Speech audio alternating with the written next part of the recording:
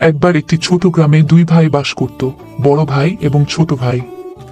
বড় ভাই ছিল খুব পরিশ্রমী আর দায়িত্ববান, তবে ছোট ভাই ছিল একটু আলসে।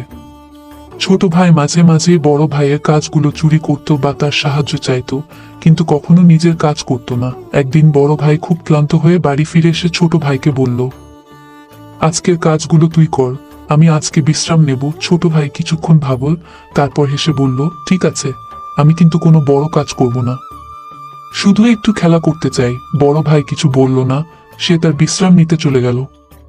ছোট ভাই কয়েক ঘন্টা খেলে তারপর যখন কাজ শুরু করতে গেল, বুঝতে পারল যে কাজগুলো খুব কঠিন।